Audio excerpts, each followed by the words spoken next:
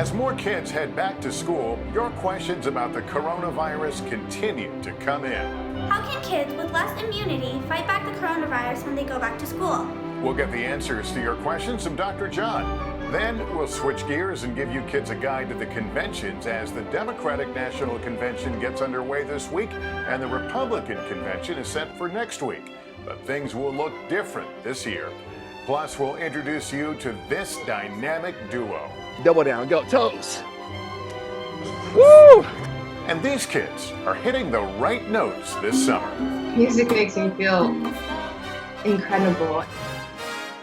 This is NBC Nightly News, Kids Edition.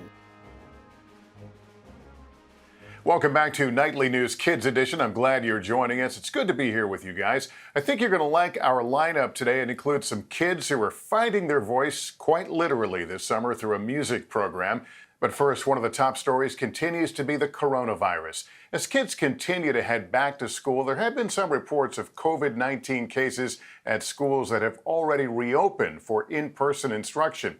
And close eyes are on public schools in Los Angeles right now, where classes will start remotely this week. But the superintendent there just announced the district will also begin testing students and teachers this week. The program is going to be rolled out over the next few months. What they hope is that it will pave the way for in-person classes to return.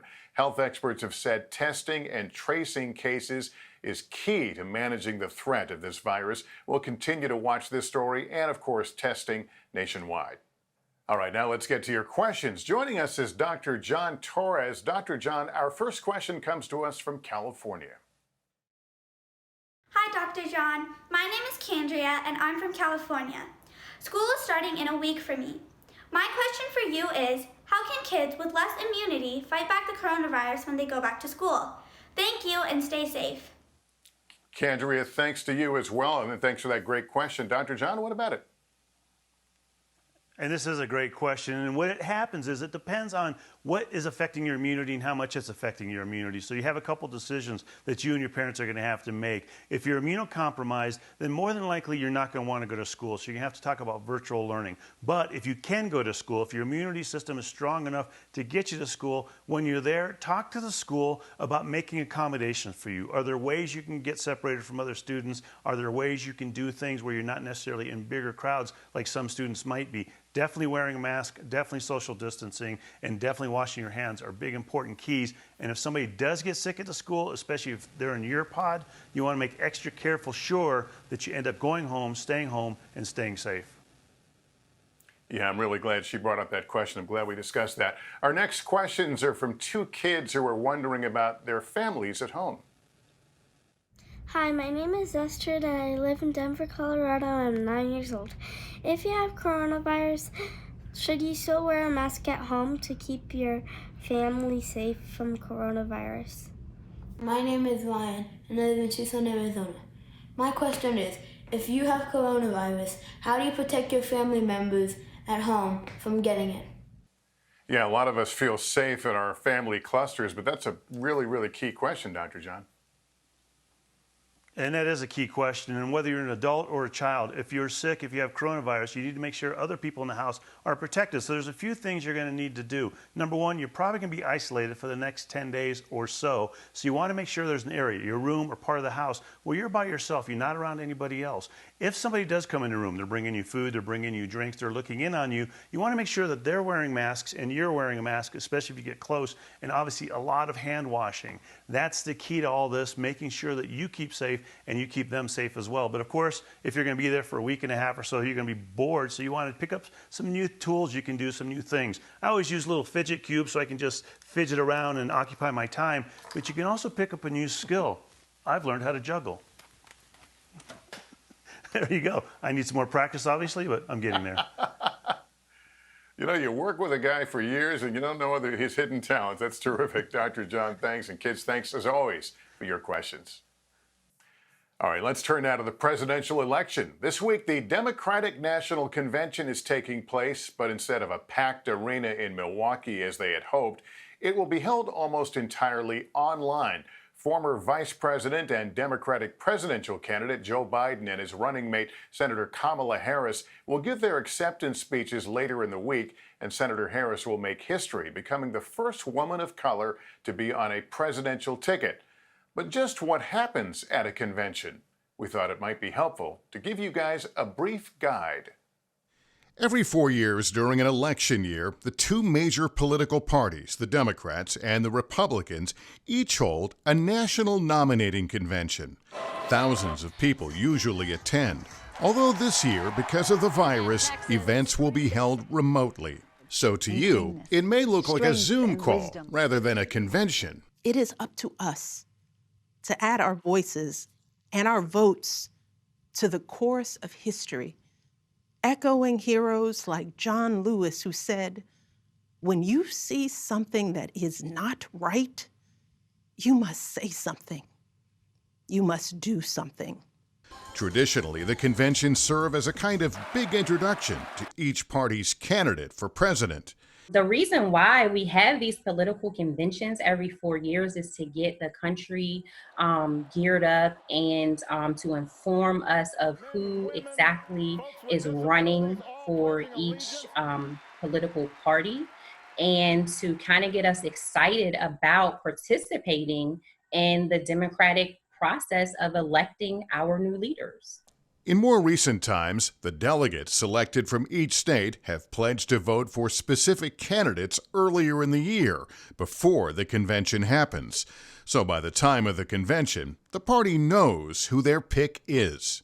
What else happens at the conventions? Well, there's lots of talking. America's destiny is ours to choose. So let's be stronger together, my fellow Americans. I am asking for your support tonight so that I can be your champion in the White House. And I will be your champion. That's what we can do in the next 4 years, and that is why I am running for a second term as President of the United States. I'm running for president to help create a better future. A future where everyone who wants a job can find a job. Goals, or as politicians call them, platforms, are outlined and adopted. This is basically what the party believes in, like, for example, whether grown-ups should make more money, or if there's something they think the country can do differently to make us safer. Yes, we will reform. The presidential nominee will also give a speech. This became very popular after President Franklin Roosevelt accepted his party's nomination in 1932. This week, former Vice President Joe Biden will be the guest of honor, so to speak, when he officially becomes the Democratic presidential nominee. His running mate, Kamala Harris, will also play a key part. Next week, President Trump will play a big role at the Republican National Convention. He and his Vice President, Mike Pence, are running for re-election. And even though you have to be 18 years old to vote, you kids can still participate. It is my belief as a teacher that learning never stops. And although many of us are learning virtually, the classroom extends everywhere. So like even in your living room, right?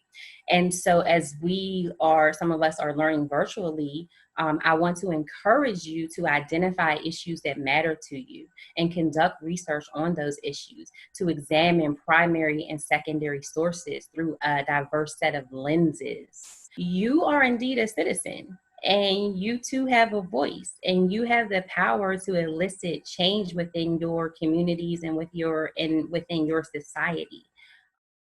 We want to switch gears now and tell you about an inspiring family. This father-daughter duo has flipped the pandemic into a fun-filled summer.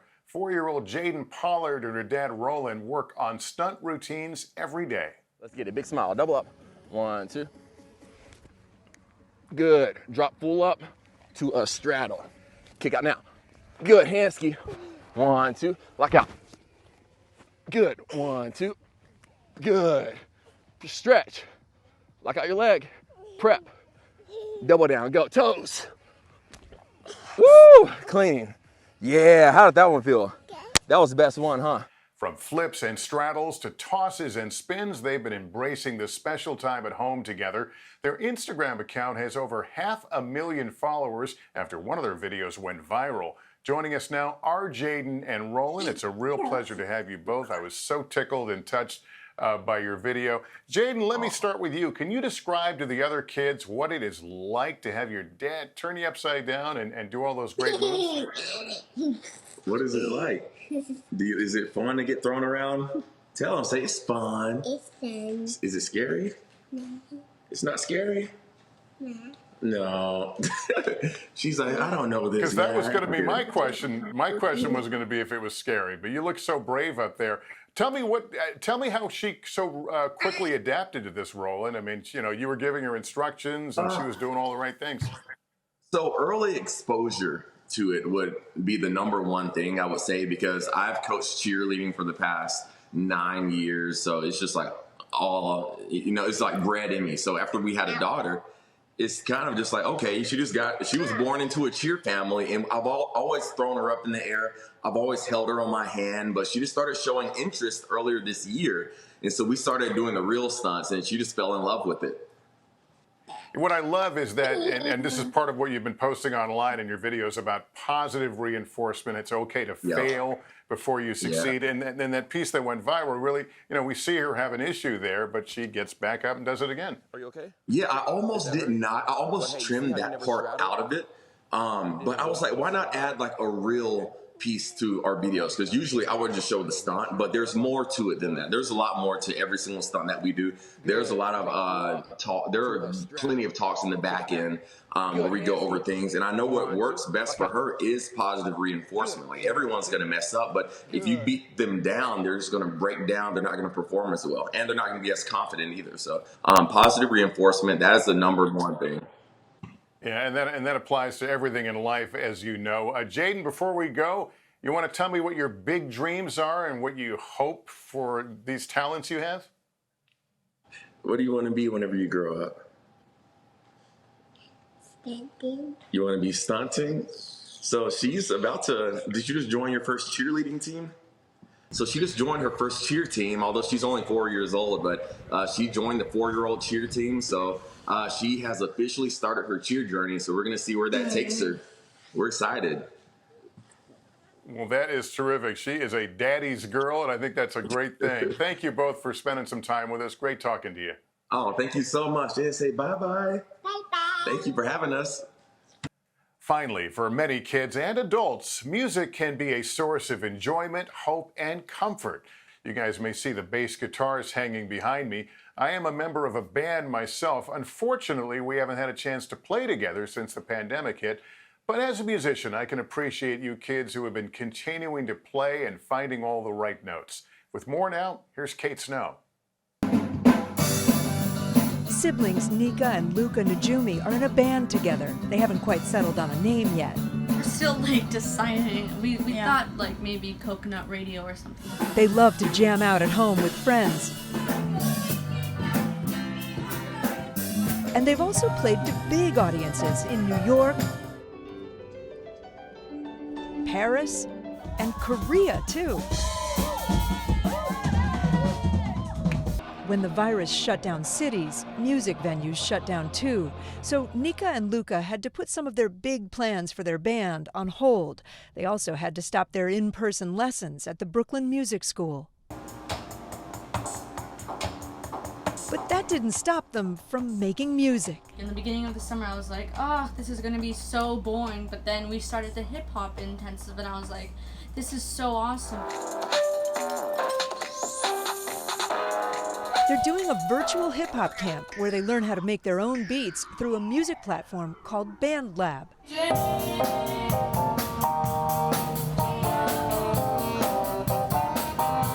Nika and Luca love music so much, they found a way to adapt to our new normal. Just like Alice Cabral. She's a singer and musician who studies at the Music Conservatory of Westchester. Everyone at the school had to switch to online classes after the virus outbreak. At first, it was a little rough because with Zoom, with my voice lessons, it was delayed. I'm trained in classical voice, so sometimes when I would go pretty high up, the notes wouldn't register. Even though it was challenging, Alice couldn't imagine not singing or playing guitar. What does music do for you? How does it make you feel? Music makes me feel incredible. It's something I can't even explain it. I have such a huge passion for it. With music in my life, I had something to look forward to every day. Back in May, Alice joined her music school in a special virtual concert that benefited healthcare workers. She performed a cover of one of her favorite songs, Ed Sheeran's What Do I Know? Everybody's talking about exponential growth and the stock market crashing in their portfolios. The more I did these virtual concerts and virtual performances, the more confident I gained in my skills. Even if you can't get on a stage right now, practice makes perfect. How do we stay motivated to keep practicing and playing instruments or singing? I think the most important thing you can do to stay motivated is to have some kind of goal. Goals keep you on track. And typically for a musician, the goal is to perform for somebody. So perform for your family, perform for your friends on a virtual call, perform for your dog. And with your parents' permission, you can always post your performances on social media and start building your fan base.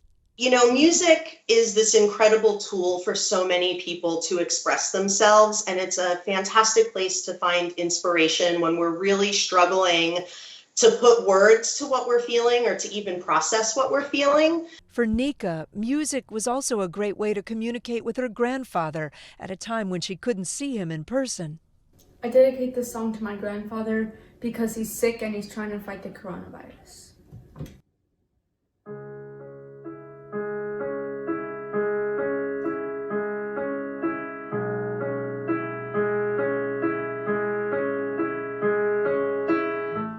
Thankfully, her grandfather is doing well now.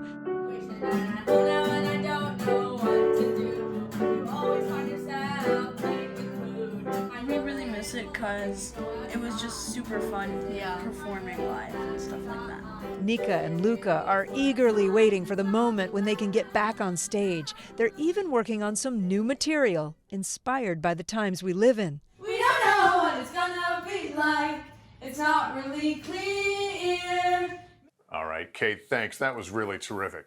Well, that's going to do it for us. Parents, always a reminder, if your child has a question, email a video to us at nightlynewskids@nbcuni.com.